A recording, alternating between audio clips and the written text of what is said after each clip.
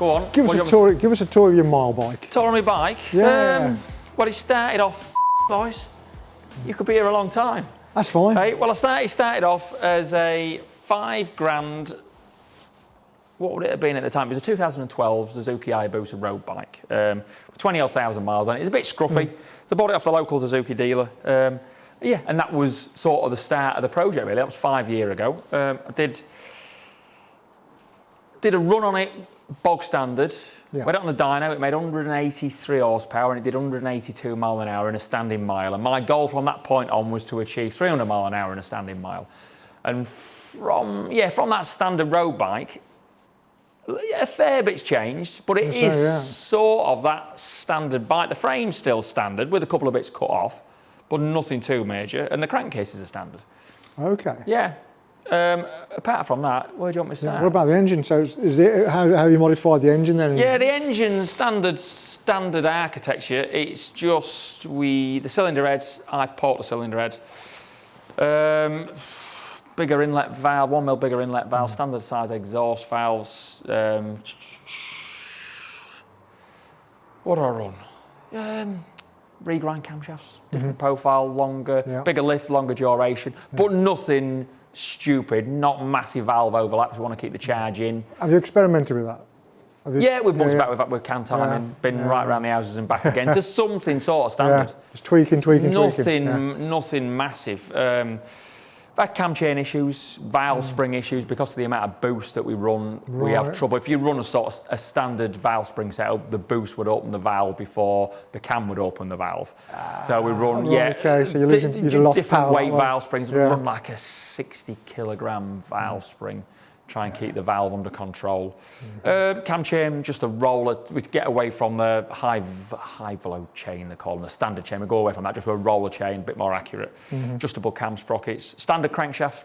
Okay. Standard, but altered. We take the balancer shaft out, blank the oil away off, and put a knife edge on the crank and take about 1 kilogram off it. Wow. Right, which isn't really an issue for it. We don't need.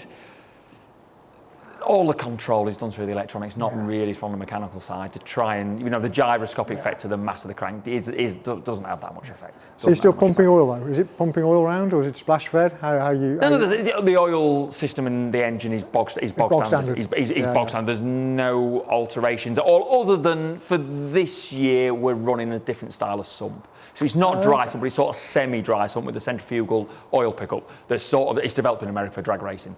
So as the oil flies to the back of the engine with a longitudinal G as you set off, the pickup pipe goes with it. Pickup goes with it, right? Gotcha.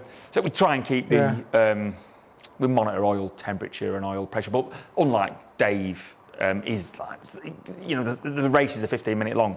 Well, all I'm running really, the thing's under load for 12 seconds. I'm sort of doing 0 to 200 mile an hour in sort of 9.2 seconds in a good run. And then, so the run's not that long. It's all done and dusted be 14 seconds. But the oil pump's sucking more oil than a standard oil pump would? No, standard.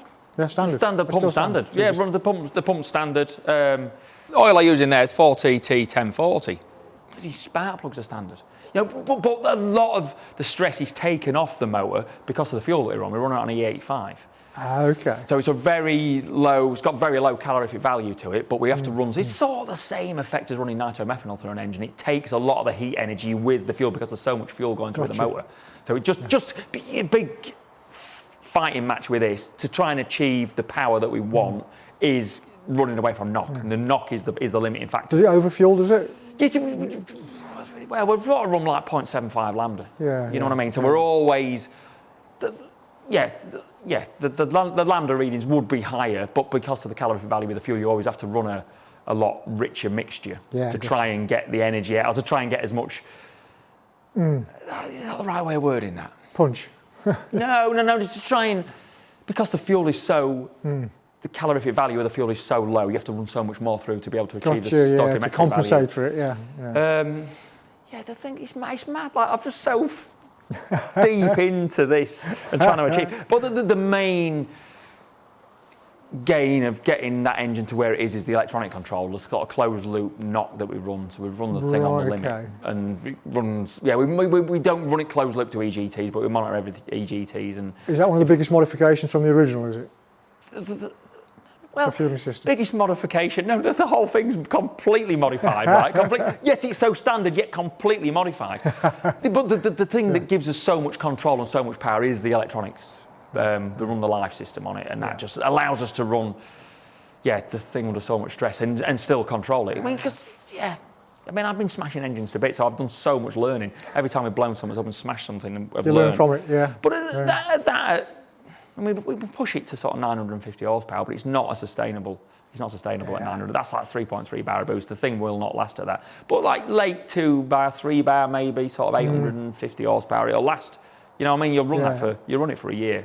Yeah. That sort of power, but I'm always greedy. So that's why we've had a complete redesign of the bike. Yeah. So, because it's not really sustainable at 950 horsepower. So 800 horsepower, 850, it will last. So I've had to try and redesign the bike around making the most of what's available. Yeah, and from a gearbox point of view, is that wasn't a standard gearbox on No, it's Quaife, close ratio, 3-dog box, rather than the standard 5-dog box. It's just a lot stronger because we're trying to apply so much torque. Yeah. And it's not, the change is quick enough, like 60 milliseconds of gear change. So that'll do. Enough. It's quick enough, and then it's just a big brute of a box, big wide gears, heavy pitch, proper heavy duty, 3-dog. So clutch control, you modify that, or you're finding different ways of changing gear? I could talk to you for a long time about clutches, but we've been down automatic. MTC, that's what I forgot the name. We went down the MTC automatic clutch, the slider clutch, which is American drag racing system, which is great, but not when you're trying to pull the sort of gear ratio that we've got here and we're trying to achieve the speeds. When you're trying to, which is great at 200 mile an hour, slider clutch works great, but when you're trying to gear for just over 300 mile an hour, the ratios don't work, the clutch won't hold in. So no, now I'm sort of back to a standard clutch. It is standard clutch with an MTC steel basket with a standard actuator, but rather than the clutch being here, the clutch is on the thumb.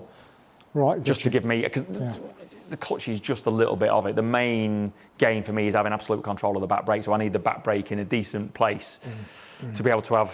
So you're tweaking your power or your forward acceleration? I'm just trying to police the power a bit whilst using the back brake, trying to keep the boost where I need it and try and keep the body position and try and keep the throttle where it is, all while trying to accelerate, because I've only got a mile to do it in. Yeah, you need the stability, I suppose, don't you? So, stability comes sort of later on at sort of 250 mile an hour. That's when you need stability. But then people say, stability. It's not really stability that's the problem. It's things outside of my control pushing me, like an unpredictable thermal or a bit of breeze that I can't account for. And I'm having to account for that. So it's not really the stability. It's not that the thing starts wobbling. It doesn't do that.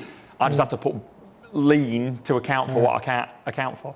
You know, it doesn't make sense, but you know what I'm saying. Yeah, absolutely. Yeah. So and braking system. Yeah, I've been round we was originally trying to get 2 back brakes on there, so it was easy for me to control the boost. But it's trying to get all of that in there with a bigger brake disc, which is an issue. So the back brake is an issue. I just keep putting back brake disc and I keep cracking back brake disc. So I just put so there's sort of a sacrificial part is the back brake. But the front braking system is sort of standard. You know, it all looks posh and big Brembo, but it's sort of standard. We'd run an aftermarket master cylinder just for the ease. It's pretty easy to get to. Yeah, because it's not really, you're not that hard on the brakes.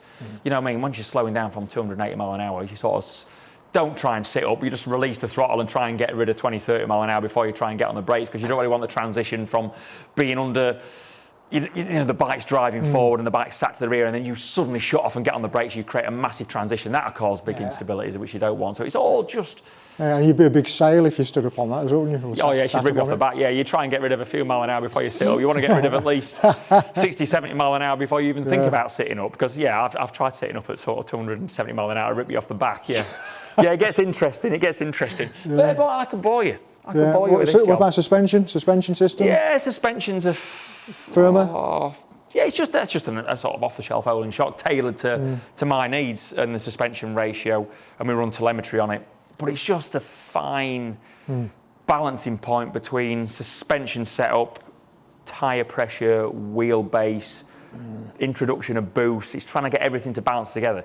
Because if you run suspension too stiff, the tyre will spin. But if you run the suspension too soft, it will blow through the travel and use the tyre as suspension, then collapse the tyre and then spin the tyre. So it's everything balancing. Balancing whilst trying not to get the tyre to spin on the rim, because we're just dealing with so much torque. Yeah, absolutely. Yeah, Just trying to police it in the right sort of way. Well, I'm assuming the telemetry is really important for you to analyse. Oh, the numbers. Oh, man, I spend weeks looking at the numbers, go to bed looking at the numbers. I gather data in as many areas as I can, like Dash gathers it, the ECU gathers it, and then I run an external V-box to gather information on that so I can try and place it, So put you everything dump together. it all off and have a proper look at it. Yeah. And has that helped with the tweak and the design?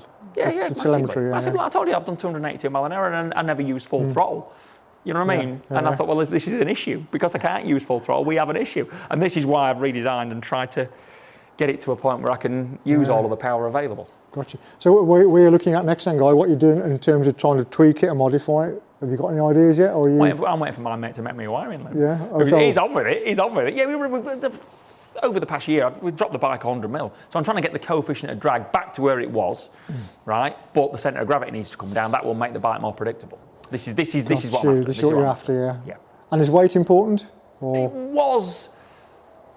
I ran, when I did 282 mile an hour, I ran a load of extra weight on the bike. I ran like 35 kilos on the back of the swinging arm. On the unsprung part of the bike. Because the heavier the bike was, it broadens my window of opportunity.